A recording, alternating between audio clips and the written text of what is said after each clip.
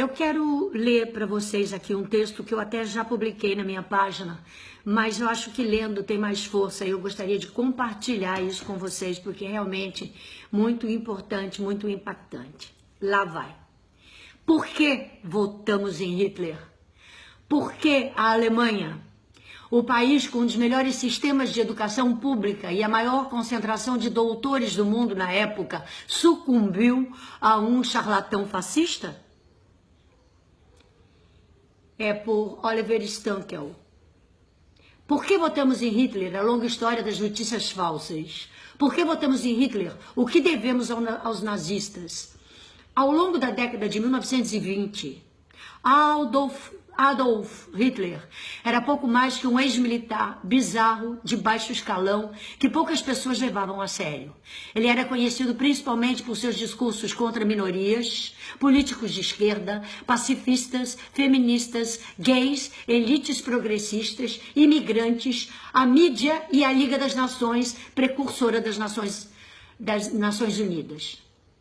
Em 1932, porém, 37% dos eleitores alemães votaram no partido de Hitler, a nova força política dominante no país. Em janeiro de 1933, ele tornou-se chefe de governo. Por que tantos alemães instruídos votaram em um patético bufão que levou o país ao abismo?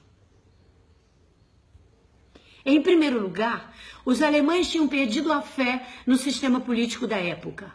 A jovem democracia não trouxera os benefícios que muitos esperavam. Muitos sentiam raiva das elites tradicionais, cujas políticas tinham causado a pior crise econômica na história do país.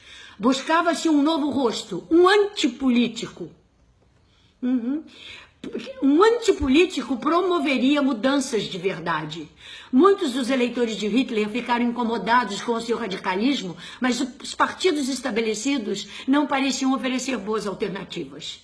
Em segundo lugar, Hitler sabia como usar a mídia para seus propósitos. Contrastando o discurso burocrático da maioria de outros políticos, Hitler usava um linguajar simples, espalhava fake news e os jornais adoravam sugerir que muito do que ele dizia era absurdo.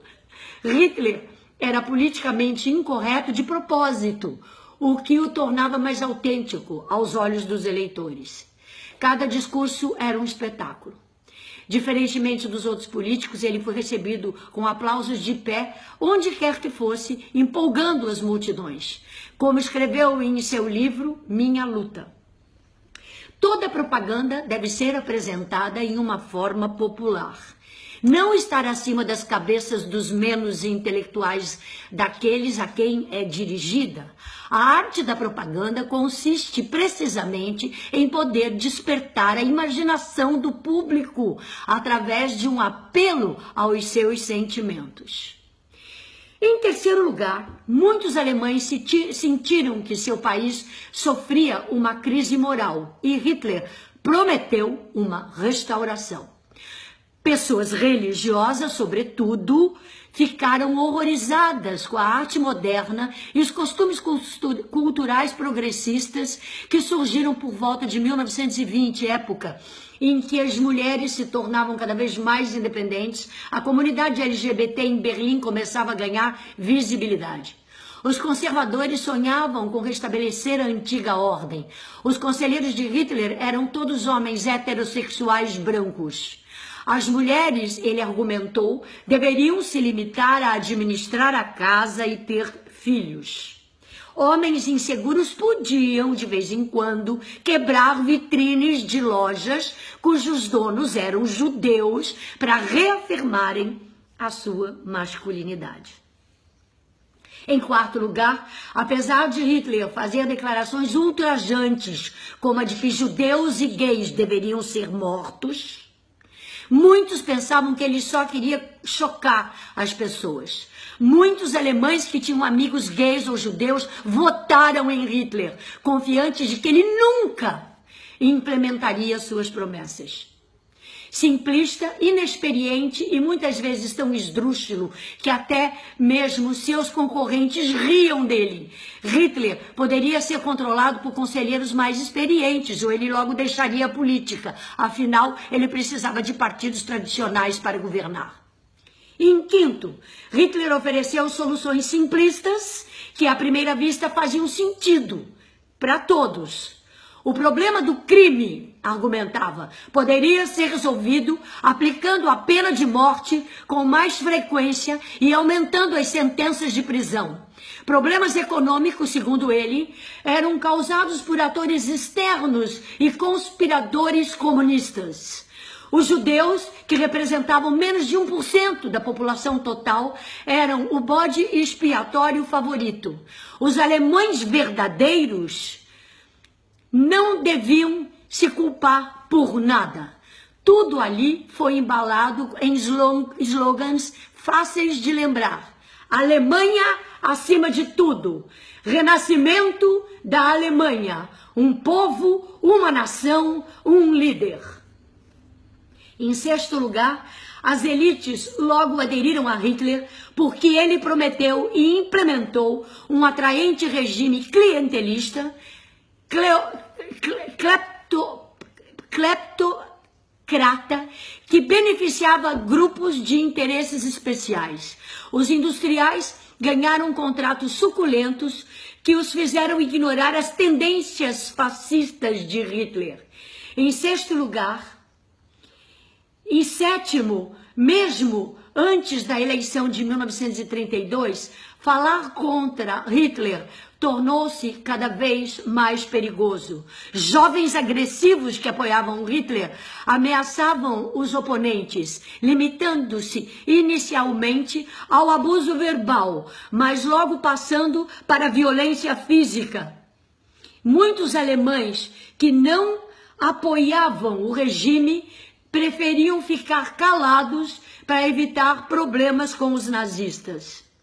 12 anos depois, com 6 milhões de judeus exterminados e mais de 50 milhões de pessoas mortas na Segunda Guerra Mundial, muitos alemães que votaram em Hitler disseram a si mesmos que não tinham ideia de que ele traria tanta miséria ao mundo.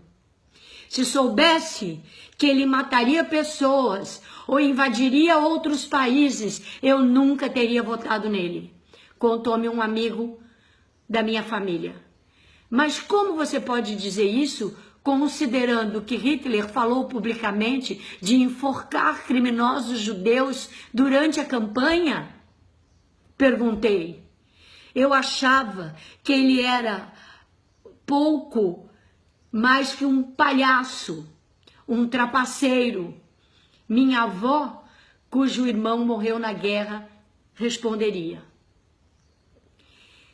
12 anos depois,